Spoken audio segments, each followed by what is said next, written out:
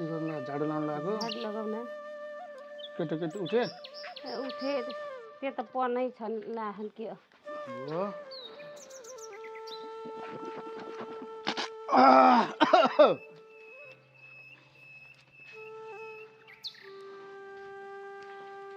काम भ्याइएन अब भ्याइयो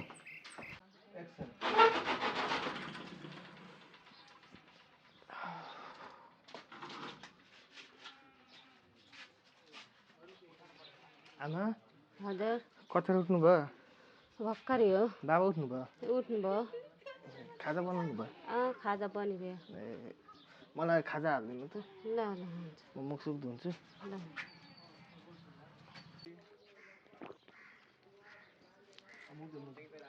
मुख धो अब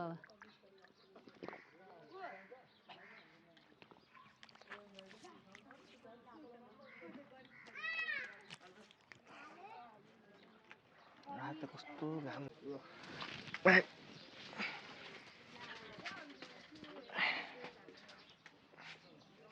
मम्मी खाजा हालिदिनु भयो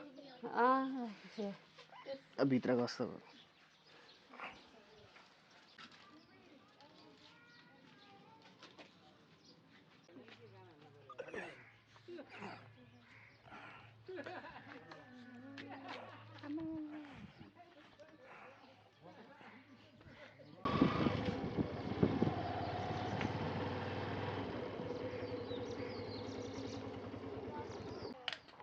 ओहो भनिस् के छ खबर तपाईँको ओहो मामा दर्शन कहिले आउनुको ओहो भान्जा हजुर मामा अनि तपाईँ त +2 दिएर बस्नु भएको होइन हजुर मामा +2 गरेर बसेको अहिले कामसाम केही छैन नेपालमा यत्तिकै बसिरहेको छु होटलमा काम गरेको त्यस्तै भयो अनि तपाईँहरूको साथीहरू त अब मेरै कन्सल्टेन्सीबाट विदेशतिर लागेका छन् तपाईँ कहिले लाग्ने हो र हो के अरे मामा अब जाने भनेको हो कि अब के सोच यताउति केही बुझेकै छैन ल त नि मेरो कन्सल्टेन्सीमा आउनु होइन मेरो कन्सल्टेन्सीबाट तपाईँले चाहिँ यो सानो गिफ्ट हो अनि आउनु होला अनि बसेर कुराकानी गरौँ न मामा भन्छ ल म अहिले लागेँ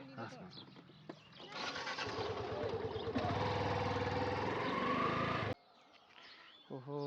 मामाले भन्न त भन्नुभयो सबै साथी गर्छन् अब एकचोटि आमासँग सल्लाह नगरी भएन म पनि जानै पर्छ कि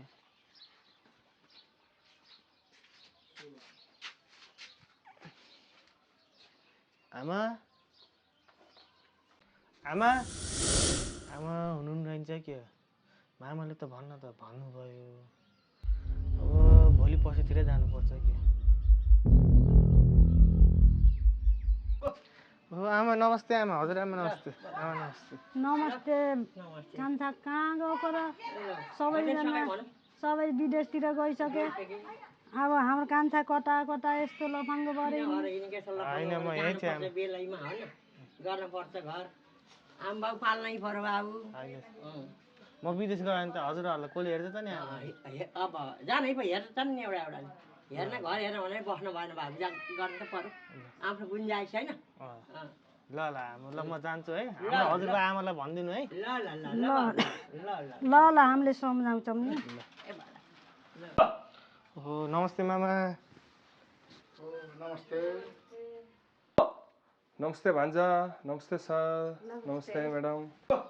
ल सर बाबु पनि ठुलो भइसके अब विदेश जाने भन्नुभएको छ अब राम्रो ठाउँमा कसरी हुन्छ अलि विश्वास परेमा राम्रो ठाउँमा गरिदिनु होला हस् हुन्छ अब भानीसँग पहिला पनि कुरा भएको हो मेरो यो कि अब मैले धेरै मान्छेहरू पठाएँ ढक्कै हुनु तपाईँ टेन्सन नै नलिनु बिनाएर नै पठाउँछ अब तपाईँ आफ्नै मान्छे पढ्नुभयो हेर्नु सर अब उहाँ फेरि मेरो भान्जा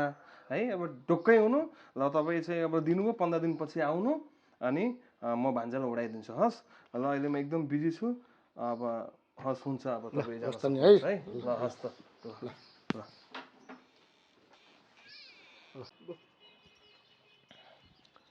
ल नमस्कार है हजुर नमस्कार ल भान्जा नमस्कार ल भान्जाको चाहिँ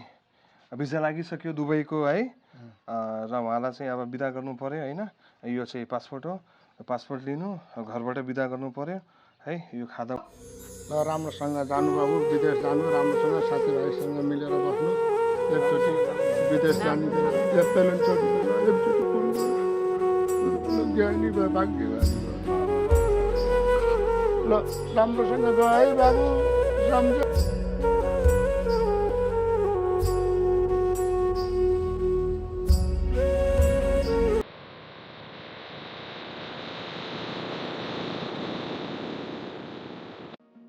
Thanks for watching. I really appreciate it. See you next time.